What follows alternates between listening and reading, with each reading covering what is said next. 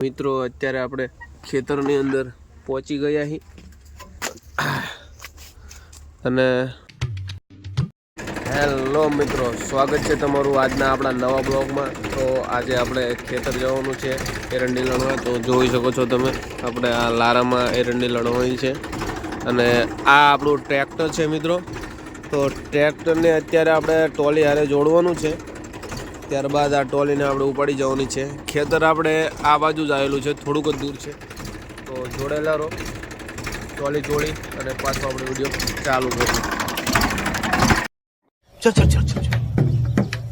હાલ આપણે ટોલી જોડી અને ખેતર તરફ જવા રવાના થઈ ચૂક્યા છીએ। તમે જોઈ શકો છો કે પાછળ તમને ટોલી દેખાતી હશે અને આ આપણા ખેતરનો રસ્તો છે મિત્રો,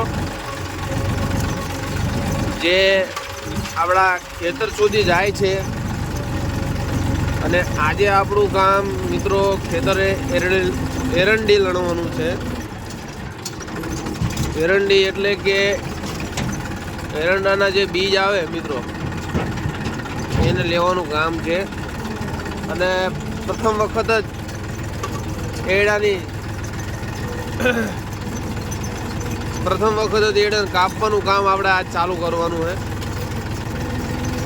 કે એને વાયા એ પછી આ પહેલી વખત એનું શુભ મુહૂર્ત કરવાનું છે। એક પાણી આપણે પાઈ દીધું હતું મિત્રો, પણ અડધું પાણી પાયું પછી વરસાદ ચાલુ થઈ ગયો હતો અને પછી આપણે વરસાદના કારણે પછી પાણી પાવાનું બંધ રાખ્યું હતું। જોઈ શકો છો આપણું ખેતર છે। તો જોડેલા રહો, આગળ ખેતરમાં જઈને પછી તમને બતાવીએ કઈ રીતનું છે આપણા ખેતરમાં। ઓકે મિત્રો, અત્યારે આપણે ખેતરની અંદર પહોંચી ગયા છીએ અને લારામાં એરડી નાખવાનું સ્ટાર્ટ થઈ ચૂક્યું છે, જોઈ શકો છો તમે। અને આ આપણા એરંડા છે મિત્રો, જે ખૂબ મોટા થઈ ગયા। એરંડામાં તો નહીં કહેવા પણ હવે એનો ઉતારો કઈ પ્રમાણે આવે, કઈ રીતનો આવે એના ઉતારોમાંથી જાય મિત્રો। કારણ કે એરંડામાં એવું હોય કે એની હાઇટથી અને એના કદથી કોઈ લેવા દેવા જ નથી। જોઈ શકો છો આપણા લારામાં એરંડી આવવાનું સ્ટાર્ટ થઈ ચૂક્યું છે અને તેના લણવાવાળા વ્યક્તિઓ, આપણા દાડિયાઓ, જો અવાજ આવતો છે તમને પણ દેખાશે નહીં કારણ કે એરંડા બહુ મોટા છે।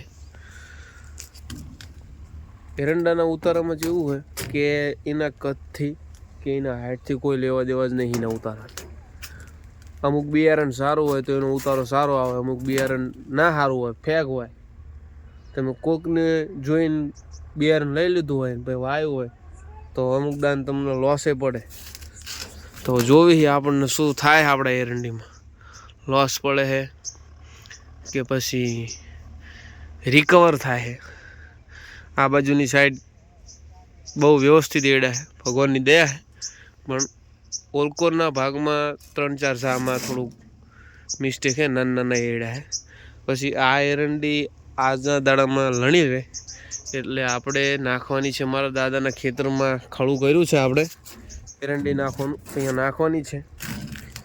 તો જોડેલા રહો, એરંડી ભરાય અને નાખવાનો સમય થાય ત્યારે આપણે બ્લોગ ચાલુ કરીશું। કારણ કે અત્યારે આપણે બ્લોગ ઉતારી શકીએ એવી ફ્રી એકદમ નથી આપણું કામકાજ। કારણ કે આપણું કામકાજ આ એરંડી આવે એટલે એની ગાંડિયું છોડી અને લારામાં ભરવાનું કામ છે। તો જોડાયેલા રહેજો, આગળ એરંડી ભરી જાય લણી લેવી, પછી આપણે તમને દેખાડી કે કઈ રીતનું થયું અને કેટલી એરંડી થઈ પ્રથમ વીણીની। તો જોડાયેલા રહો ત્યાં સુધી। ચલો મિત્રો, અત્યારે આપણે એરંડી લણી અને એક લારો ભરી ગયો છે, જોઈ શકો છો તમે। તો આ લણેલી એડીને આપણે સામે ઓલા પુલા દેખાયની બાજુમાં ખડી કરી છે, જે મારા દાદાના ખેતરમાં આવેલી છે અને અમારા દાદાની એરંડી હોત પડેલી છે। તો એની બાજુમાં આ ટોલી ઠલવવાની છે, ત્યારબાદ અડધે પહોંચ્યા, હજુ અડધું બાકી લણવાનું। અને હું તમને જે મોળા એડાનો ભાગ કહેતો હતો આ રહ્યું છે, જુઓ મિત્રો, આ એડામાં ઠેકાણું નહીં અને ડોબાય આવીને ઘણું બગાડ્યું હતું। પછી ત્યારબાદ આપણા તાર હજુ હમણાં જ માર્યા છે। તો હવે આપણે એરંડીને લઈ અને ખળે જઈએ, પછી ખુલાસો કરી એરંડી ખળતી વખતેનો વિડીયો તમને બતાવીએ. ચાલો મિત્રો. મિત્રો અત્યારે આપણે પહોંચી ગઈ ખળીમાં અને તમે જોઈ શકો છો કે હવે આપણે આ લારામાંથી એરંડી જે છે એ આપણી ખળીમાં નાખવાની છે. તો લારામાંથી એરડીને બહાર કાઢવા માટે આપણે હાઇડ્રોલિંગ કરીશું, જે તમે જોઈ શકો છો. આ ટોલીને ઊંચું કરવા માટે અહીંયા પંપ આવે અને આ પંપમાંથી ઓઇલનું પ્રેશર આ નળી દ્વારા ટ્રેક્ટરમાંથી કરવામાં આવે, જેના કારણે દબાણ આવે અને દબાણના કારણે આખી ટોલી ઊંચી થાય. અને આ ટોલી ઊંચી થાય એટલે એની નીચે આસપાસ રાખો નહીં મિત્રો, કારણ કે આનું કોઈ નક્કી નહીં. જો ટોટી ફાટી જાય અથવા ઓઇલનું પ્રેશર ઓછું આવે તો ટોલી હબ દઈને હેઠી પડે. એટલે સેફટી મેન વસ્તુ, સેફટી ખેડૂત ભાઈઓને જરૂરી છે. જોઈ લો મિત્રો. જવા દે, થોડુંક જવા દો. ઓકે. તો આખી ટોલી સાફ થઈ ચૂકી છે, જોઈ શકો છો તમે. ટ્રેક્ટરની અંદર છે એ આપણો મજૂર છે. મેં એને કીધું તું ટ્રેક્ટર ઊંચું કર, આપણે વિડીયો બનાવી દઈએ. તો આ એક ટોલીની એરંડી આપણે કળામાં ઠલવી ચૂક્યા છીએ અને હજુ એક બીજું લારું થશે ભગવાનની દયાથી. જોઈએ છીએ જેટલું થાય એટલું. તો જોડાયેલા રહો, આપણે બીજો લારો ઠલવતી વખતેનો વિડીયો તમને બતાવીશું. તો અત્યારે આપણે પાછા હવે ટોલી નીચે ઉતરી જાય એટલે પાટિયું વાંખી અને ખેતરમાં જઈએ છીએ લણવા માટે. જો સામે દેખાય આપણું ખેતર છે. ફાઇનલી મિત્રો આપણે લણવાનું હવે થોડુંક જ રહ્યું છે અને બીજો લારો ભરાવા આવ્યો છે, જોઈ શકો છો તમે. લણવાનું ચાલુ છે. બીજો લારો રાણો છે રેડીનો, અને એ લારાને આપણે હલવા જઈ આગળ ફળામાં આપણે જે આ પહેલી ટોલી ઠલવી હતી ત્યાં જ આ બીજી ટોલી હલવાની છે, જોઈ શકો છો તમે.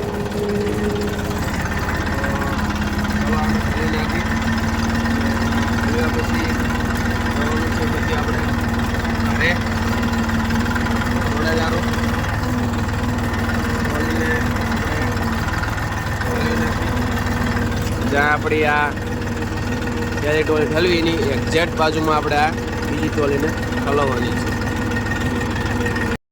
મિત્રો હવે આપણે ટોલીનું પાછળનું પાટિયું ખોલી નાખી કરો. ચાલો.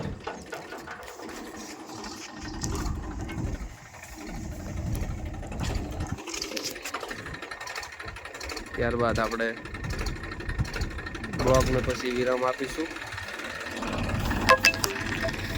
જો મિત્રો, તમને આ ટોલી દેખાતા તમને એવું લાગતું હશે કે આ બસ 2-5 વર્ષની ટોલી છે, પણ ખરેખર મિત્રો મજાક નથી કરતો. આ ટોલીના આરવી 23મી વર્ષ ચાલુ છે. 23 વર્ષથી આ ટોલીનો અમે ઉપયોગ કરી. અને એવું નહીં કે આવો નવો કલર છે. આ કલર તો અમે 3 વખત કરાયો છે. બાકી આના જે આ અત્યારે 1.5નું લારું હોય, પહેલાં 2.5નું લારું હતું, 1.25નું લારું હતું આ, પણ આને કટિંગ કરાવી અને પછી કર્યું આપણે એનું. કારણ કે પછી શું બહુ મોટું લારું હોય ને એટલે કોઈ દાડિયા ના મળે તમને ઠલવાના નહીં હોય. અને પહેલાં હાઇડ્રોલિંગ નહોતું, આપણે હમણાં હાઇડ્રોલિંગ કર્યું છે.